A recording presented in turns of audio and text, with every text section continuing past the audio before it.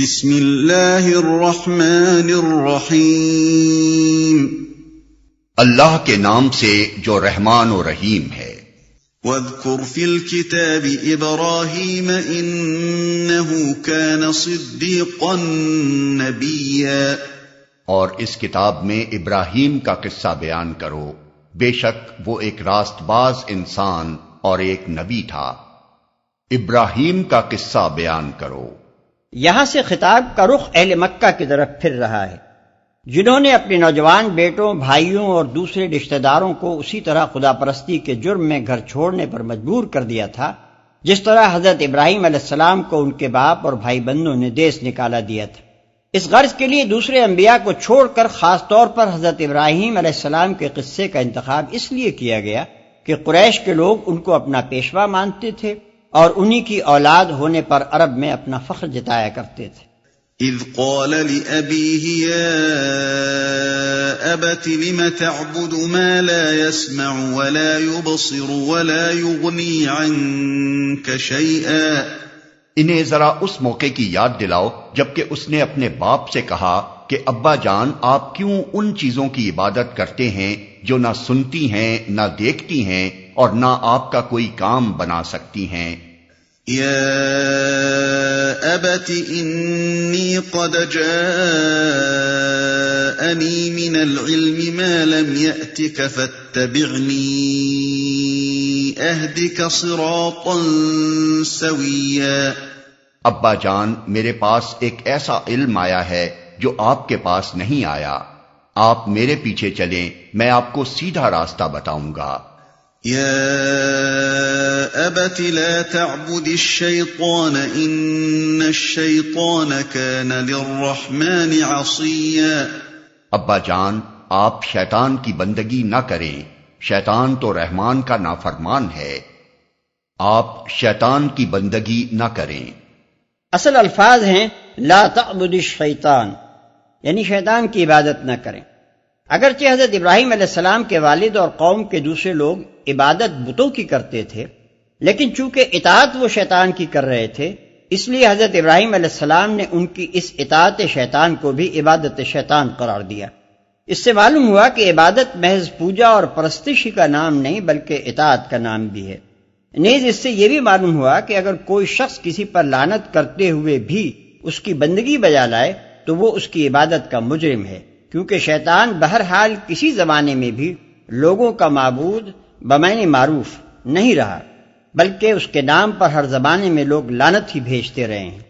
یا ابت انی اخاف ان یمسک عذاب من الرحمن فتکون للشیطان ولیا۔ ابا جان مجھے ڈر ہے کہ کہیں آپ رحمان کے عذاب میں مبتلا نہ ہو جائیں اور شیطان کے ساتھی بن کر رہیں۔ قال اراغب انت عن آلہتی یا ابراہیم لئن لم تنتہ لأرجمنک واہجرنی ملیا۔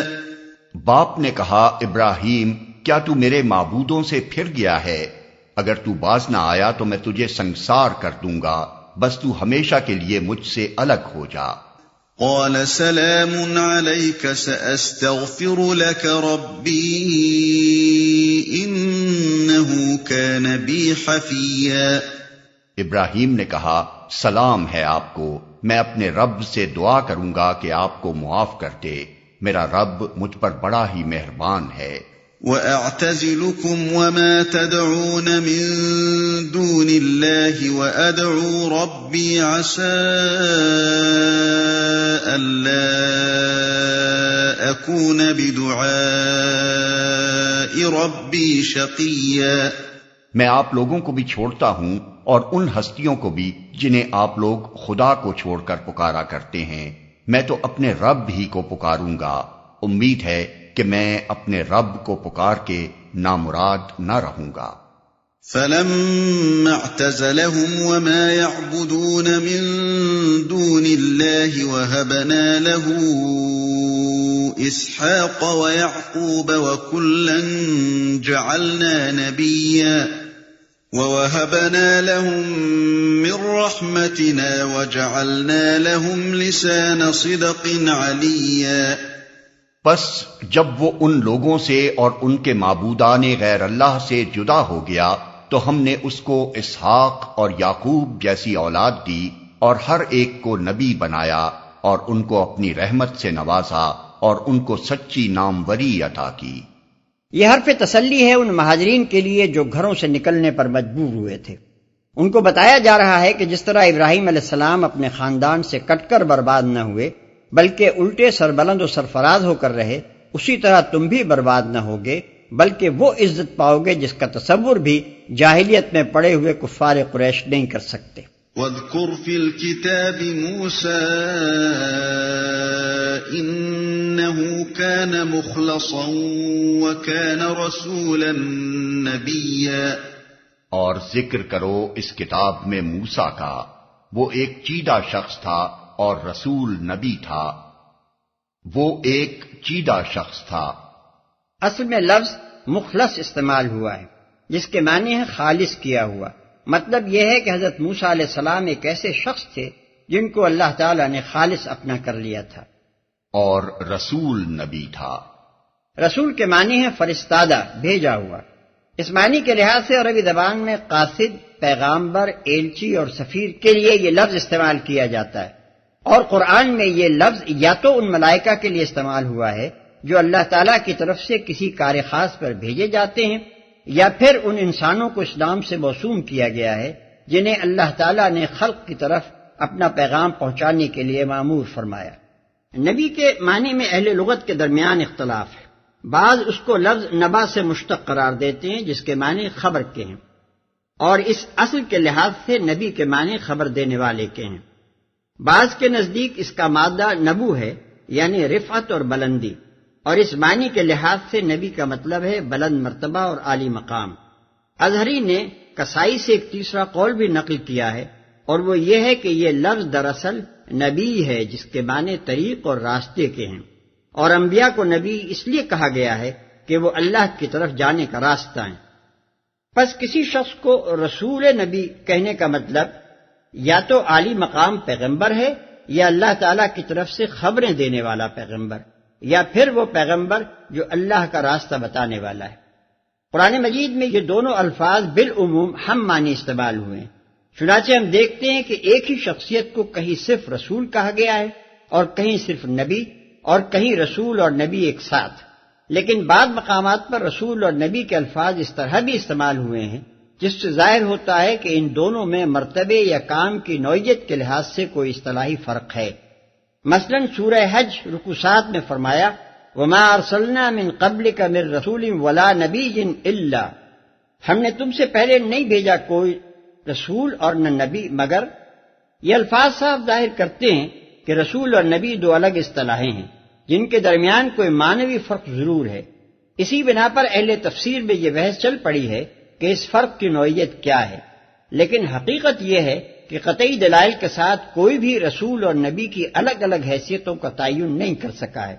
زیادہ سے زیادہ جو بات یقین کے ساتھ کہی جا سکتی ہے وہ یہ ہے کہ رسول کا لفظ نبی کے بنسبت خاص ہے، یعنی ہر رسول نبی بھی ہوتا ہے مگر ہر نبی رسول نہیں ہوتا، یا بالفاظ دیگر انبیاء میں سے رسول کا لفظ ان جلیل القدر ہستیوں کے لیے بولا گیا ہے جن کو عام انبیاء کے بنسبت زیادہ اہم منصب سپرد کیا گیا تھا۔ اسی کی تائید اس حدیث سے بھی ہوتی ہے جو امام احمد رحمۃ اللہ علیہ نے حضرت ابو امامہ رضی اللہ عنہ سے اور حاکم رحمۃ اللہ علیہ نے حضرت ابو ذر رضی اللہ عنہ سے نقل کی ہے کہ نبی صلی اللہ علیہ وسلم سے رسولوں کی تعداد پوچھی گئی تو آپ نے 313 یا 315 بتائی، اور انبیاء کی تعداد پوچھی گئی تو آپ نے 1,24,000 بتائی۔ اگرچہ اس حدیث کی سندیں ضعیف ہیں مگر کئی سندوں سے ایک بات کا نقل ہونا اس کے ذوف کو بڑی حد تک دور کر دیتا ہے۔ وَنَادَيْنَاهُ مِن جَانِبِ الطُّورِ الْأَيْمَنِ وَقَرَّبْنَاهُ نَجِيًّا وَوَهَبْنَا لَهُ مِن رَّحْمَتِنَا أَخَاهُ هَارُونَ نَبِيًّا، ہم نے اس کو طور کے داہنی جانب سے پکارا اور راز کی گفتگو سے اس کو تقرب عطا کیا اور اپنی مہربانی سے اس کے بھائی ہارون کو نبی بنا کر اسے مددگار کے طور پر دیا۔ طور کے داہنی جانب سے پکارا۔ کوہ طور کے داہنی جانب سے مراد اس کا مشرقی دامن ہے، کیونکہ حضرت موسیٰ علیہ السلام مدین سے مصر جاتے ہوئے اس راستے سے گزر رہے تھے جو کوہ طور کے جنوب سے جاتا ہے، اور جنوب کی طرف سے اگر کوئی شخص طور کو دیکھے تو اس کے دائیں جانب مشرق اور بائیں جانب مغرب ہوگا۔ اس لیے حضرت موسیٰ علیہ السلام کی نسبت سے طور کے مشرقی دامن کو داہنی جانب فرمایا گیا، ورنہ ظاہر ہے کہ بجائے خود پہاڑ کا کوئی دایاں یا بایاں رخ نہیں ہوتا۔ وَاذْكُرْ فِي الْكِتَابِ إِسْمَاعِيلَ إِنَّهُ كَانَ صَادِقَ الْوَعْدِ وَكَانَ رَسُولًا نَبِيًّا وَكَانَ يَأْمُرُ أَهْلَهُ بِالصَّلَاةِ وَالزَّكَاةِ وَكَانَ عِندَ رَبِّهِ مَرْضِيًّا۔ اور اس کتاب میں اسماعیل کا ذکر کرو، وہ وعدے کا سچا تھا اور رسول نبی تھا، وہ اپنے گھر والوں کو نماز اور زکوٰۃ کا حکم دیتا تھا اور اپنے رب کے نزدیک ایک پسندیدہ انسان تھا۔ وَاذْكُرْ فِي الْكِتَابِ إِدْرِيسَ إِنَّهُ كَانَ صِدِّيقًا نَبِيًّا وَرَفَعْنَاهُ مَكَانًا عَلِيًّا۔ اور اس کتاب میں ادریس کا ذکر کرو، وہ ایک راست باز انسان تھا اور ایک نبی تھا، اور اسے ہم نے بلند مقام پر اٹھایا تھا۔ اور اس کتاب میں ادریس کا ذکر کرو۔ حضرت ادریس علیہ السلام کے متعلق اختلاف ہے، بعض کے نزدیک وہ بنی اسرائیل میں سے کوئی نبی تھے، مگر اکثریت اس طرف گئی ہے کہ وہ حضرت نوح علیہ السلام سے بھی پہلے گزرے ہیں۔ نبی صلی اللہ علیہ وسلم سے کوئی صحیح حدیث ہم کو ایسی نہیں ملی جس سے ان کی شخصیت کے تعین میں کوئی مدد ملتی ہو۔ البتہ قرآن کا ایک اشارہ اس خیال کی تائید کرتا ہے کہ وہ حضرت نوح علیہ السلام سے متقدم ہیں، کیونکہ بعد والی آیت میں یہ فرمایا گیا ہے کہ یہ انبیاء جن کا ذکر اوپر گزرا ہے آدم علیہ السلام کی اولاد، نوح علیہ السلام کی اولاد، ابراہیم علیہ السلام کی اولاد اور اسرائیل علیہ السلام کی اولاد سے ہیں۔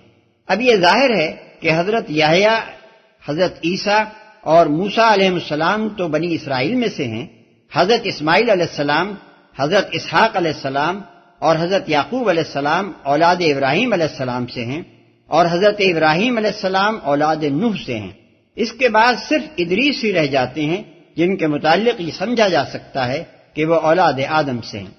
مفسرین کا عام خیال یہ ہے کہ بائبل میں جن بزرگ کا نام ہنوک یعنی اینوک بتایا گیا ہے وہی حضرت ادریس علیہ السلام ہیں۔ ان کے متعلق بائبل کا بیان یہ ہے، اور ہنوک 65 برس کا تھا جب اس سے متوسلح پیدا ہوا، اور متوسلح کی پیدائش کے بعد ہنوک 300 برس تک خدا کے ساتھ ساتھ چلتا رہا، اور وہ غائب ہو گیا کیونکہ خدا نے اسے اٹھا لیا۔ پیدائش باب 5 آیت 21 اور 24۔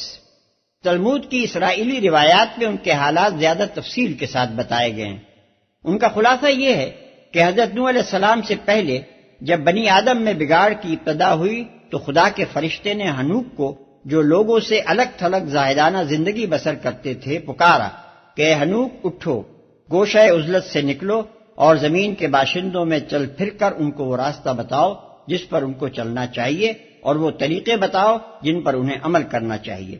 یہ حکم پا کر وہ نکلے اور انہوں نے جگہ جگہ لوگوں کو جمع کر کے وعظ و تلقین کی، اور نسل انسانی نے ان کی اطاعت قبول کر کے اللہ کی بندگی اختیار کر لی۔ ہنوک 353 برس تک نسل انسانی پر حکمران رہے۔ ان کی حکومت انصاف اور حق پرستی کی حکومت تھی۔ ان کے عہد میں زمین پر خدا کی رحمتیں برستی تھیں۔ حوالہ دی تالمود سلیکشنز پیج 18-21۔ اور اسے ہم نے بلند مقام پر اٹھایا تھا۔ اس کا سیدھا سادہ مطلب تو یہ ہے کہ اللہ تعالیٰ نے حضرت ادریس علیہ السلام کو بلند مرتبہ عطا کیا تھا، لیکن اسرائیلی روایات سے منتقل ہو کر یہ بات ہمارے ہاں بھی مشہور ہو گئی کہ اللہ تعالیٰ نے حضرت ادریس علیہ السلام کو آسمان پر اٹھا لیا۔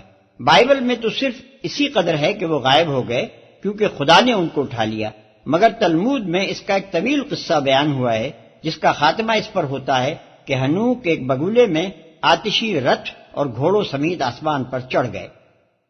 آیت سجدہ۔ أولئك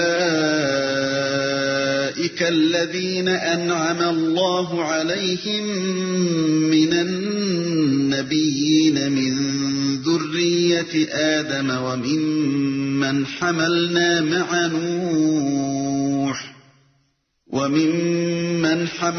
مع نوح ومن ذرية إبراهيم وإسرائيل وممن هدينا واجتبينا إذا تتلى عليهم آيات الرحمن خروا سجدا وبكيا۔ یہ وہ پیغمبر ہیں جن پر اللہ نے انعام فرمایا آدم کی اولاد میں سے اور ان لوگوں کی نسل سے جنہیں ہم نے نوح کے ساتھ کشتی پر سوار کیا تھا، اور ابراہیم کی نسل سے اور اسرائیل کی نسل سے، اور یہ ان لوگوں میں سے تھے جن کو ہم نے ہدایت بخشی اور برگزیدہ کیا۔ ان کا حال یہ تھا کہ جب رحمان کی آیات ان کو سنائی جاتی تو روتے ہوئے سجدے میں گر جاتے تھے۔ فخلف من بعدهم خلف اضاعوا الصلاة واتبعوا الشهوات فسوف يلقون غيا۔ پھر ان کے بعد وہ ناخلف لوگ ان کے جانشین ہوئے جنہوں نے نماز کو ضائع کیا اور خواہشات نفس کی پیروی کی، پس قریب ہے کہ وہ گمراہی کے انجام سے دوچار ہوں۔ جنہوں نے نماز کو ضائع کیا یعنی نماز پڑھنی چھوڑ دی یا نماز سے غفلت اور بے پرواہی برتنے لگے، یہ ہر امت کے زوال و انحطاط کا پہلا قدم ہے۔ نماز وہ اولین رابطہ ہے جو مومن کا زندہ اور عملی تعلق خدا کے ساتھ شب و روز جوڑے رکھتا ہے اور اسے خدا پرستی کے مرکز و محور سے بچھڑنے نہیں دیتا۔ یہ بندھن ٹوٹتے ہی آدمی خدا سے دور اور دور تر ہوتا چلا جاتا ہے، حتیٰ کہ عملی تعلق سے گزر کر اس کا خیالی تعلق بھی خدا کے ساتھ باقی نہیں رہتا۔ اسی لیے اللہ تعالیٰ نے یہاں یہ بات ایک قاعدہ کلیہ کے طور پر بیان فرمائی ہے کہ پچھلے تمام انبیاء کی امتوں کا بگاڑ نماز ضائع کرنے سے شروع ہوا ہے اور خواہشات نفس کی پیروی کی۔ یہ تعلق باللہ کی کمی اور اس کے فقدان کا لازمی نتیجہ ہے۔ نماز کی اجازت سے جب دل خدا کی یاد سے غافل رہنے لگے تو جو یہ غفلت بڑھتی گئی، خواہشات نفس کی بندگی میں بھی اضافہ ہوتا چلا گیا، یہاں تک کہ ان کے اخلاق اور معاملات کا ہر گوشہ احکام الہی کے بجائے اپنے من مانے طریقوں کا پابند ہو کر رہا۔ إِلَّا مَن تَابَ وَآمَنَ وَعَمِلَ صَالِحًا فَأُولَئِكَ يَدْخُلُونَ الْجَنَّةَ وَلَا يُظْلَمُونَ شَيْئًا۔ البتہ جو توبہ کر لیں اور ایمان لے آئیں اور نیک عملی اختیار کر لیں وہ جنت میں داخل ہوں گے اور ان کی ذرہ برابر حق تلفی نہ ہوگی۔ جنات عدن التي وعد الرحمن عباده بالغيب إنه كان وعده مأتيا۔ ان کے لیے ہمیشہ رہنے والی جنتیں ہیں جن کا رحمان نے اپنے بندوں سے در پردہ وعدہ کر رکھا ہے، اور یقیناً یہ وعدہ پورا ہو کر رہنا ہے۔ در پردہ وعدہ کر رکھا ہے یعنی جس کا وعدہ رحمان نے اس حالت میں کیا ہے کہ وہ جنتیں ان کی نگاہ سے پوشیدہ ہیں۔ لا يسمعون فيها لغوا إلا سلاما ولهم رزقهم فيها بكرة وعشيا۔ وہاں وہ کوئی بیہودہ بات نہ سنیں گے، جو کچھ بھی سنیں گے ٹھیک ہی سنیں گے، اور ان کا رزق انہیں پہم صبح و شام ملتا رہے گا، ٹھیک ہی سنیں گے۔ اصل میں لفظ سلام استعمال ہوا ہے جس کے معنی ہیں عیب اور نقص سے محفوظ۔ جنت میں جو نعمتیں انسان کو میسر ہوں گی ان میں سے ایک بڑی نعمت یہ ہوگی کہ وہاں کوئی بیہودہ اور فضول اور گندی بات سننے میں نہ آئے گی۔ وہاں کا پورا معاشرہ ایک ستھرا اور سنجیدہ اور پاکیزہ معاشرہ ہوگا جس کا ہر فرد سلیم متبع ہوگا۔ وہاں کے رہنے والوں کو غیبتوں اور گالیوں اور فحش گانوں اور دوسری بری آوازوں کی سماعت سے پوری نجات مل جائے گی۔ وہاں آدمی جو کچھ بھی سنے گا بھلی اور معقول اور بجا باتیں ہی سنے گا۔ اس نعمت کی قدر وہی شخص سمجھ سکتا ہے جو اس دنیا میں فی الواقع ایک پاکیزہ اور ستھرا ذوق رکھتا ہو، کیونکہ وہی یہ محسوس کر سکتا ہے کہ انسان کے لیے ایک ایسی گندی سوسائٹی میں رہنا کتنی بڑی مصیبت ہے جہاں کسی وقت بھی اس کے کان جھوٹ، غیبت، فتنہ و فساد شرارت، گندگی اور شہوانیت کی بات اس سے محفوظ نہ ہو۔ تلك الجنة التي نورث من عبادنا من كان تقيا، یہ ہے وہ جنت جس کا وارث ہم اپنے بندوں میں سے اس کو بنائیں گے جو پرہیزگار رہا ہے۔ وما نتنزل إلا بأمر ربك له ما بين أيدينا وما خلفنا وما بين ذلك وما كان ربك نسيا۔ اے محمد، ہم تمہارے رب کے حکم کے بغیر نہیں اترا کرتے۔ جو کچھ ہمارے آگے ہے اور جو کچھ پیچھے ہے اور جو کچھ اس کے درمیان میں ہے، ہر چیز کا مالک وہی ہے اور تمہارا رب بھولنے والا نہیں ہے۔ اے محمد، یہ پورا پیراگراف ایک جملہ معترضہ ہے جو ایک سلسلہ کلام کو ختم کر کے دوسرا سلسلہ کلام شروع کرنے سے پہلے ارشاد ہوا ہے۔ انداز کلام صاحب بتا رہا ہے کہ یہ سورت بڑی دیر کے بعد ایسے زمانے میں نازل ہوئی ہے جبکہ نبی صلی اللہ علیہ وسلم اور آپ کے صحابہ بڑے اضطراب انگیز حالات سے گزر رہے ہیں۔ حضور صلی اللہ علیہ وسلم کو اور آپ کے صحابیوں کو ہر وقت وحی کا انتظار ہے تاکہ اس سے رہنمائی بھی ملے اور تسلی بھی حاصل ہو۔ جو وحی آنے میں دیر ہو رہی ہے، اضطراب بڑھتا جاتا ہے۔ اس حالت میں جبریل علیہ السلام فرشتوں کے جھرمٹ میں تشریف لاتے ہیں۔ پہلے وہ فرمان سناتے ہیں جو موقع کی ضرورت کے لحاظ سے فوراً درکار تھا، پھر آگے بڑھنے سے پہلے اللہ تعالیٰ کے اشارے سے یہ چند کلمات اپنی طرف سے کہتے ہیں جن میں اتنی دیر تک اپنے حاضر نہ ہونے کی معذرت بھی ہے، اللہ تعالیٰ کی طرف سے حرف تسلی بھی اور ساتھ ساتھ صبر و ضبط کی تلقین بھی۔ یہ صرف کلام کی اندرونی شہادت ہی نہیں ہے بلکہ متعدد روایات بھی اس کی تصدیق کرتی ہیں جنہیں ابن جریر، ابن کثیر اور صاحب روح المعانی وغیرہ ہم نے اس آیت کی تفسیر میں نقل کیا ہے۔ رب السماوات والأرض وما بينهما فاعبده واصطبر لعبادته هل تعلم له سميا۔ وہ رب ہے آسمانوں کا اور زمین کا اور ان ساری چیزوں کا جو آسمان و زمین کے درمیان ہیں، بس تم اس کی بندگی کرو اور اسی کی بندگی پر ثابت قدم رہو۔ کیا ہے کوئی ہستی تمہارے علم میں اس کی ہم پایا؟ اسی کی بندگی پر ثابت قدم رہو، یعنی اس کی بندگی کے راستے پر مضبوطی کے ساتھ چلو اور اس راہ میں جو مشکلات اور مصائب بھی پیش آئیں ان کا صبر کے ساتھ مقابلہ کرو۔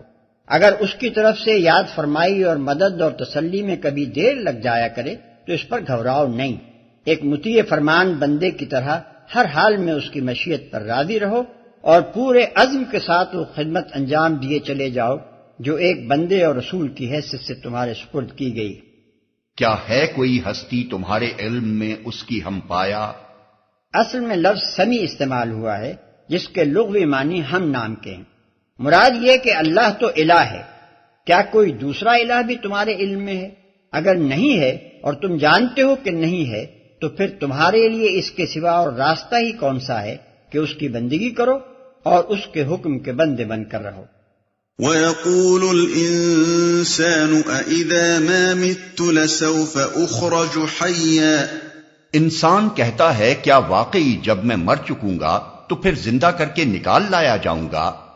أَوَلَا يَذْكُرُ الْإِنسَانُ أَنَّا خَلَقْنَاهُ مِن قَبْلُ وَلَمْ يَكُ شَيْئًا۔ کیا انسان کو یاد نہیں آتا کہ ہم پہلے اس کو پیدا کر چکے ہیں جبکہ وہ کچھ بھی نہ تھا؟ فَوَرَبِّكَ لَنَحْشُرَنَّهُمْ وَالشَّيَاطِينَ ثُمَّ لَنُحْضِرَنَّهُمْ حَوْلَ جَهَنَّمَ جِثِيًّا۔ تیرے رب کی قسم ہم ضرور ان سب کو اور ان کے ساتھ شیاطین کو بھی گھیر لائیں گے، پھر جہنم کے گرد لا کر انہیں گھٹنوں کے بل گرا دیں گے، ان کے ساتھ شیاطین کو بھی گھیر لائیں گے۔ یعنی ان شیاطین کو جن کے یہ چیلے بنے ہوئے ہیں اور جن کے سکھائے پڑھائے میں آ کر انہوں نے یہ سمجھ لیا ہے کہ زندگی جو کچھ بھی ہے بس یہی دنیا کی زندگی ہے، اس کے بعد کوئی دوسری زندگی نہیں جہاں ہمیں خدا کے سامنے حاضر ہونا اور اپنے اعمال کا حساب دینا ہو۔ ثم لننزعن من كل شيعة أيهم أشد على الرحمن عتيا ثم لنحن أعلم بالذين هم أولى بها صليا، پھر ہر گروہ میں سے ہر اس شخص کو چھانٹ لیں گے جو رحمان کے مقابلے میں زیادہ سرکش بنا ہوا تھا، پھر ہم یہ جانتے ہیں کہ ان میں سے کون سب سے بڑھ کر جہنم میں جھونکے جانے کا مستحق ہے۔ زیادہ سرکش بنا ہوا تھا یعنی ہر باغی گروہ کا لیڈر۔ وَإِن مِّنكُمْ إِلَّا وَارِدُهَا كَانَ عَلَى رَبِّكَ حَتْمًا مَّقْضِيًّا، تم میں سے کوئی ایسا نہیں ہے جو جہنم پر وارد نہ ہو، یہ تو ایک طے شدہ بات ہے جسے پورا کرنا تیرے رب کا ذمہ ہے۔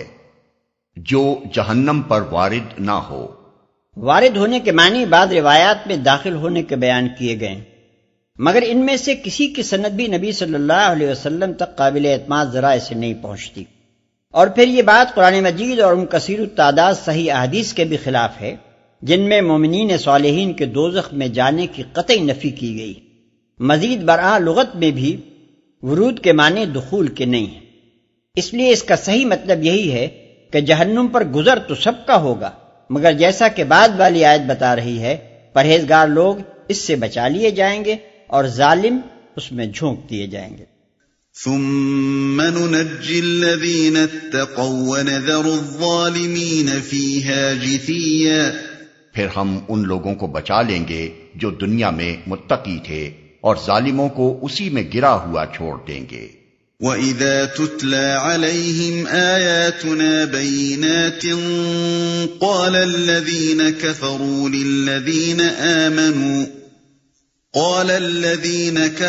لِلَّذِينَ آمَنُوا أَيُّ الْفَرِيقَيْنِ خَيْرٌ مَّقَامًا وَأَحْسَنُ نَدِيًّا وَكَمْ أَهْلَكْنَا قَبْلَهُم مِّن قَرْنٍ هُمْ أَحْسَنُ أَثَاثًا وَرِئْيًا۔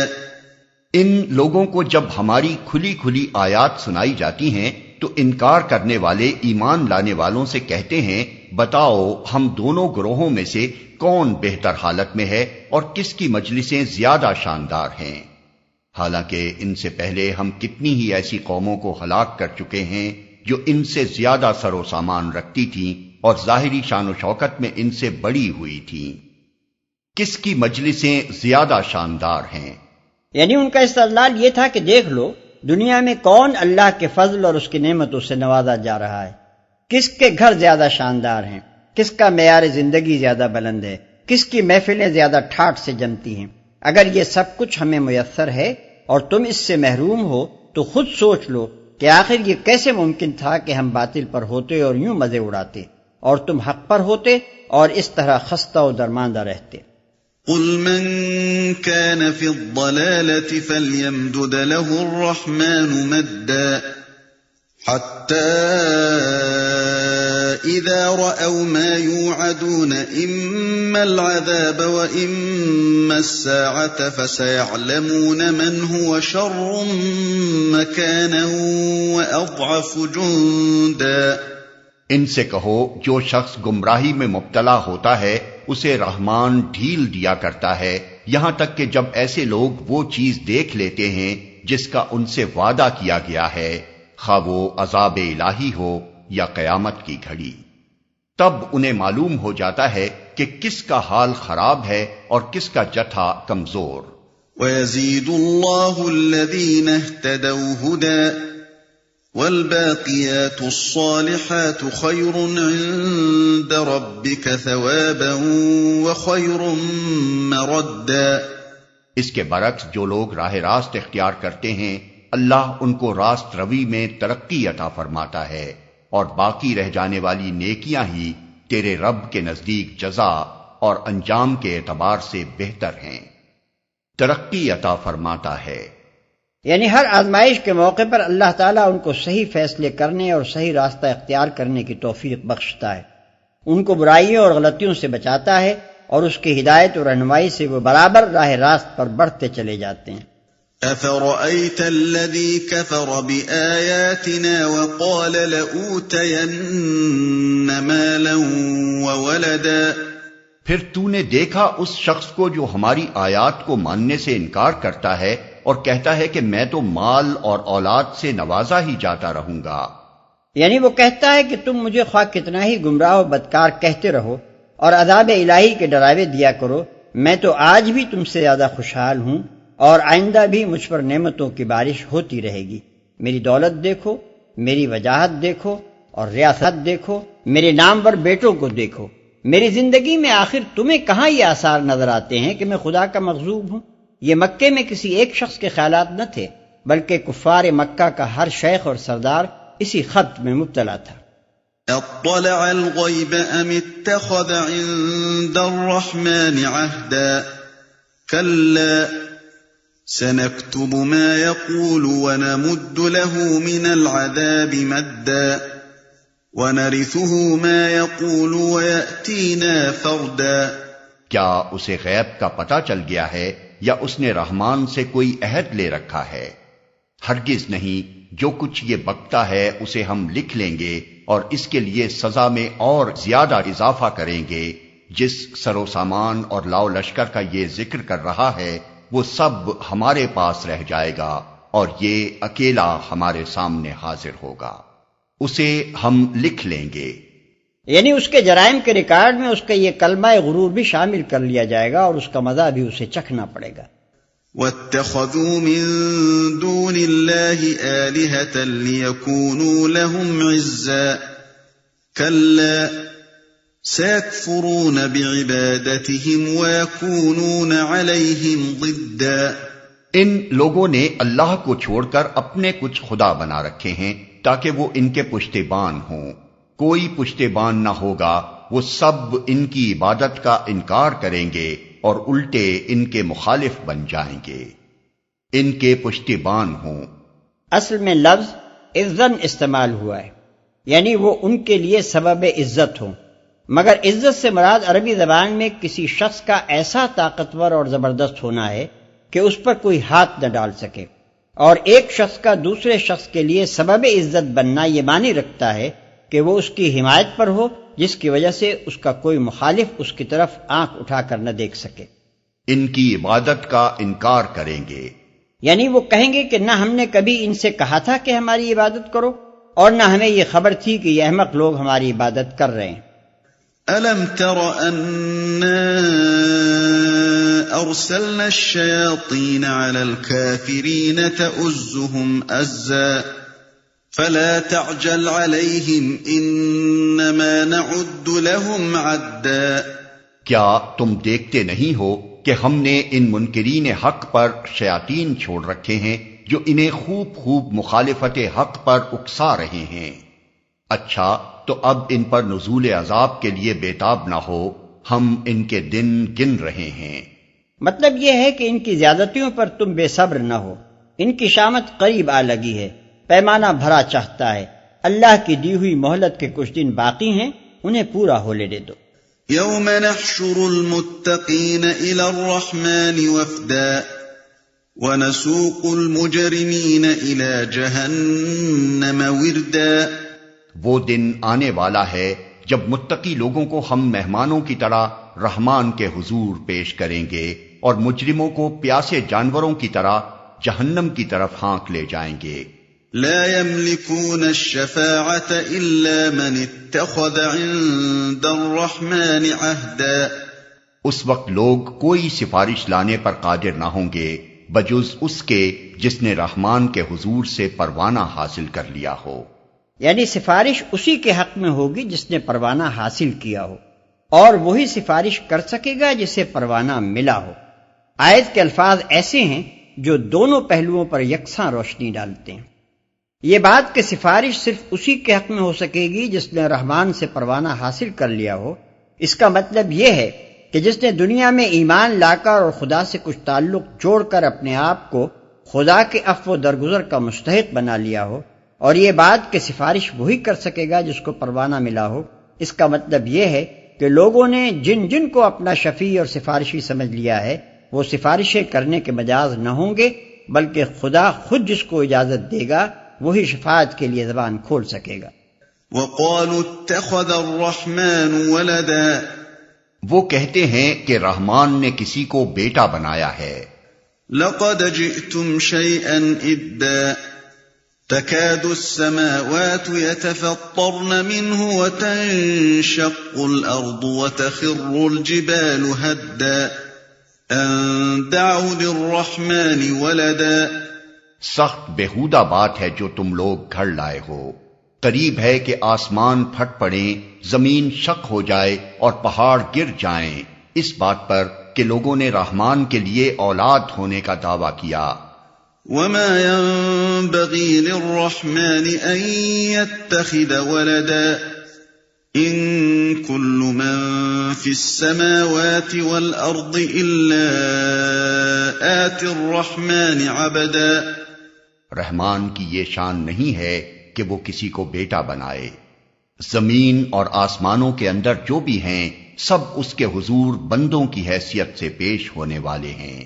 لقد احصاهم وعدهم عدا وكلهم آتيه يوم القيامة فردا. سب پر وہ محیط ہے اور اس نے ان کو شمار کر رکھا ہے.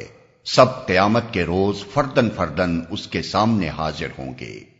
ان الذين آمنوا وعملوا الصالحات سيجعل لهم الرحمن ودا. یقیناً جو لوگ ایمان لے آئے ہیں اور عمل صالح کر رہے ہیں عنقریب رحمان ان کے لیے دلوں میں محبت پیدا کر دے گا. یعنی آج مکے کی گلیوں میں وہ ذلیل و رسوا کیے جا رہے ہیں، مگر یہ حالت دیر پا نہیں ہے. قریب ہے وہ وقت جبکہ اپنے اعمال صالحہ اور اخلاق حسنہ کی وجہ سے وہ محبوب خلائق ہو کر رہیں گے. دل ان کی طرف کھنچیں گے، دنیا ان کے آگے پلکیں بچھائے گی. فسق و فجور، رونت اور کبر، جھوٹ اور ریاکاری کے بل پر جو سیادت و قیادت چلتی ہو وہ گردنوں کو چاہے جھکا لے، دلوں کو مسخر نہیں کر سکتی. اس کے برعکس جو لوگ صداقت، دیانت، اخلاص اور حسن اخلاق کے ساتھ راہ راست کی طرف دعوت دیں، ان سے اول چاہے دنیا کتنی ہی اوپرائے، آخر کار وہ دلوں کو موہ لیتے ہیں اور بدیانت لوگوں کا جھوٹ زیادہ دیر تک ان کا راستہ روکے نہیں رہ سکتا. فَإِنَّمَا يَسَّرْنَاهُ بِلِسَانِكَ لِتُبَشِّرَ بِهِ الْمُتَّقِينَ وَتُنذِرَ بِهِ قَوْمًا لُدًّا. پس اے محمد، اس کلام کو ہم نے آسان کر کے تمہاری زبان میں اسی لیے نازل کیا ہے کہ تم پرہیزگاروں کو خوشخبری دے دو اور ہٹ دھرم لوگوں کو ڈرا دو. وَكَمْ أَهْلَكْنَا قَبْلَهُمْ مِنْ قَرْنٍ هَلْ تُحِسُّ مِنْهُمْ مِنْ أَحَدٍ أَوْ تَسْمَعُ لَهُمْ رِكْزًا. ان سے پہلے ہم کتنی ہی قوموں کو ہلاک کر چکے ہیں، پھر آج کہیں تم ان کا نشان پاتے ہو یا ان کی بھنک بھی کہیں سنائی دیتی ہے؟